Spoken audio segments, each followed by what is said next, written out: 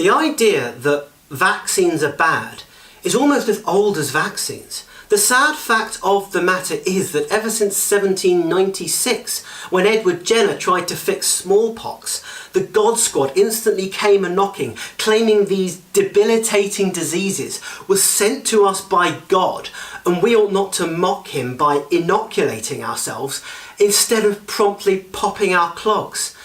The shocking thing here is that after 200 years, the old problems haven't been solved, though not for scientists' lack of trying. It seems the bullshit has evolved to make sure we keep dying. Why then, in this long-standing debate, do we feel the need to mention Andrew Wakefield? Because a man who cashed in on parents' fear over their children's safety is a hero, and champion held dear to those whose lives his lies will hurt the most. Today, anyone you ask who's done a 10-second half-assed Google search on autism and vaccination will know about the retracted paper published in The Lancet in '98. But the bit that most of those who have the wit to know about this bit of writ don't know is what a slippery shit show this slick bit of fictional prose was. I suppose why we're here is to say thank God for Brian Deer, the journalist who helped expose and hurt his fiscal plans the most. The claims I'll make now might surprise you about our Wakefield's blatant lies. The story starts with a patent filed in '98 by Wakefield for a vaccination that was meant to be better than its current competitor, the safe and effective MMR. But every economist knows you can't sell your supply if there's no demand. So Wakefield planned to undermine our entire society's confidence in an effective medical intervention that saved and protected thousands, which seems extreme as part of a get-rich-quick scheme. And by the way, when I say rich, I mean millions. The 400,000 he failed to disclose that the lawyer of ANTIVAXXERS paid through the nose, which Wakefield later claimed was no conflict of interest, was a drop in the ocean of what he planned to make. An entire company predicted to take in 28 million in its first 3 years.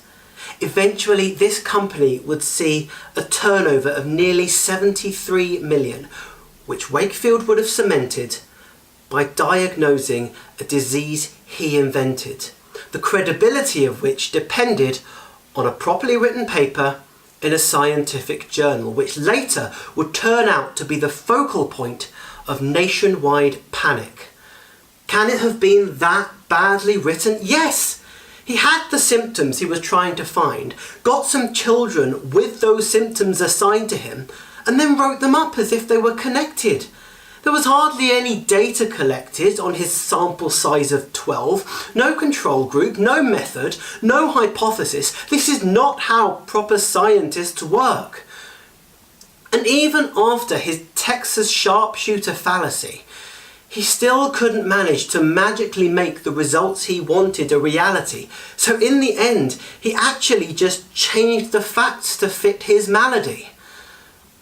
Look, maybe you're not convinced by this dry list of scientific statistics. Not everyone's a scientist. Maybe you rely on instinct. Fine.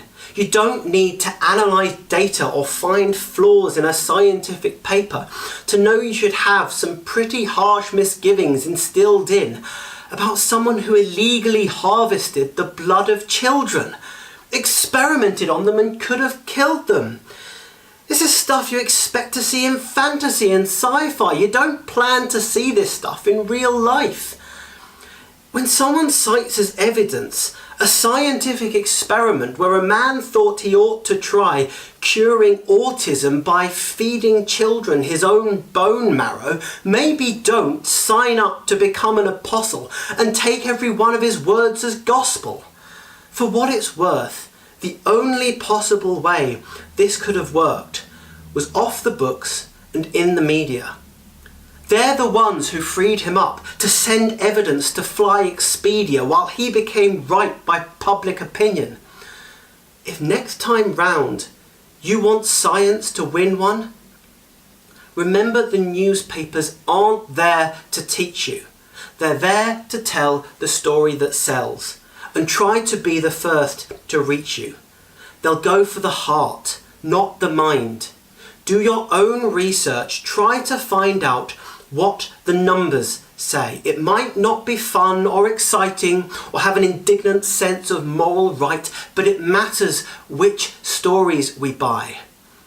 We paid the media for their lies, and as a result, children have died. That's the price this cost our nation. We pay with life for misinformation.